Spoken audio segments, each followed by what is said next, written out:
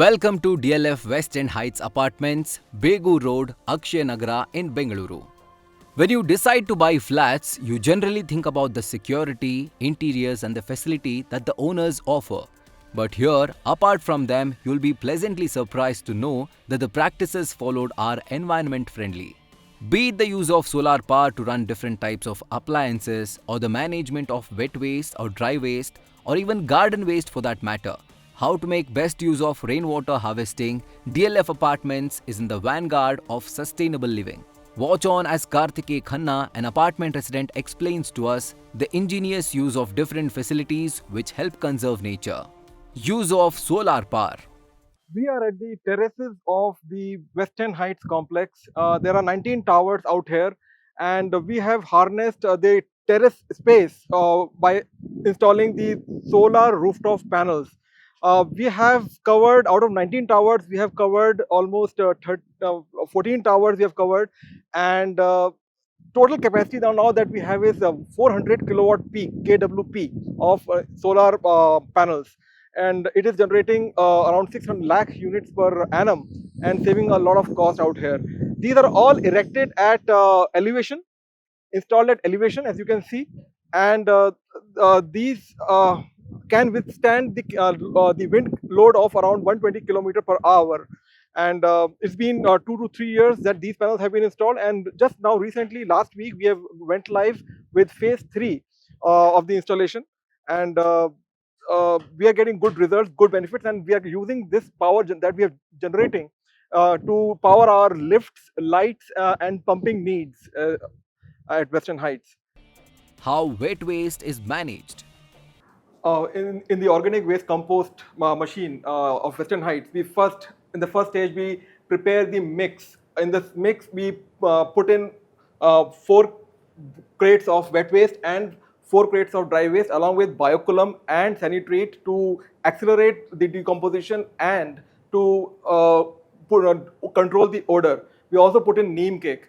When we make the mix, it is a semi-dry, powdery, fluffy kind of mix that we take it down below here, collect in the crates, and in these crates like this, we put that and cover it with the dry stuff, and then we leave it for curation for about 12 to 15 days in the racks, and without any water or fogging. Naturally, it decomposes into good quality aerobic compost and fully organic, no chemicals added, and we use it back in our common area landscaping, greenery, as well as the balcony gardening as well.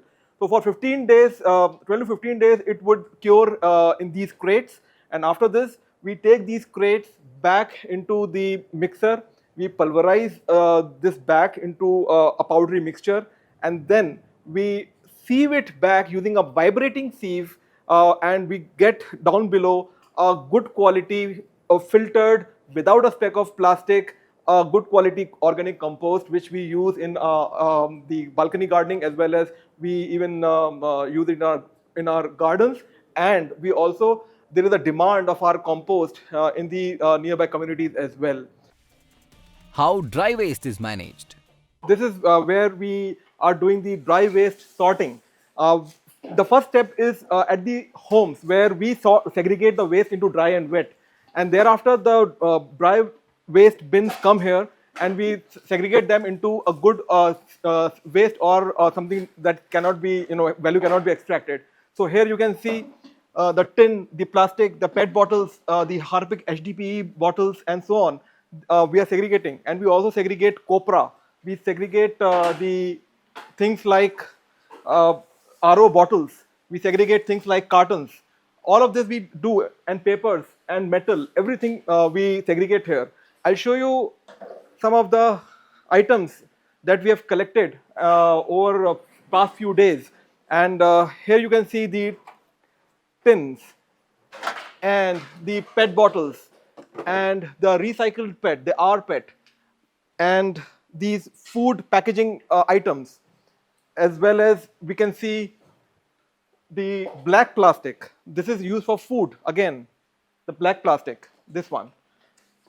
And we then see the This is just about 1 week of Harpic PET bottles that we have collected from the apartment complexes.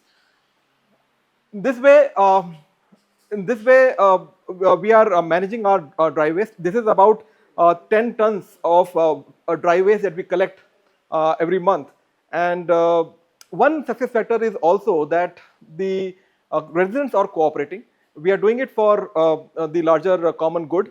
And there is a minor penalty also that for the residents who are not cooperating. And overall, the compliance levels are very, very high, nearing to 100%. And that's the reason that once we get a good dry waste, we also get a good wet waste. How garden waste is managed. We have seen dry waste, we have seen wet waste, how do we process, and now it comes to the garden waste, the leaves that we collect, all of these leaves across the complex, about 4 acres of the landscape, we put that in these garden mesh chambers, which is about 5 feet by 5 feet by 6 feet, around 150 square cubic feet of capacity, and we have 22 such chambers across the complex.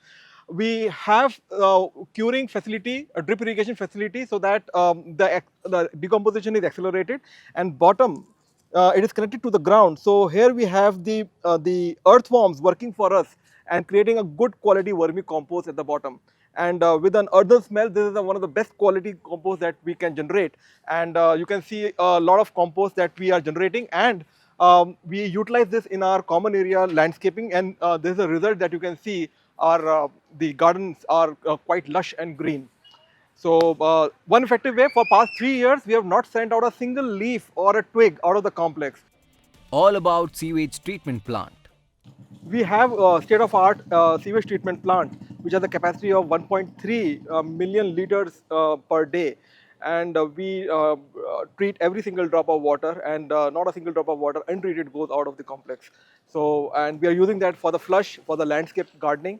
And this is how also we are contributing to the sustainable living. All about rainwater harvesting. And apart from that, we are also creating, we have the facility to harvest rainwater, and about 1.5 million liters of rainwater we are harvesting every year, and we are using it for the domestic potable purposes after pre-treatments, and this is also saving substantially in, and helping us in the sustainable living. LEDs conserve energy. These lights were earlier running 24 hours at 6 watt, 9 watt lights, CFLs, and all of these are now converted to 3 to 5 watt LEDs, which are run only for 15 minutes a day instead of 24 hours, because they run only for 30 seconds when there is a motion, and when there is no motion, the lights are just dimmed out or they are switched off. Every lobby has one light which is of emergency nature and which is always lighted up, which is the central light, and rest all lights get switched off automatically. You are saving when you are producing. Yes, and this is one way where we are first reducing our consumption, and after reducing the consumption, we are also producing the electricity by way of solar rooftop. That's one efficient way to invest the capital in solar rooftop. So first reduce your consumption and then produce as much as you need. So that was Karthikeya Khanna delineating on the intricacies of the practices followed here. Surely goes a long way in conserving nature. Arpita Vishala, NewsFirst Prime, Bengaluru.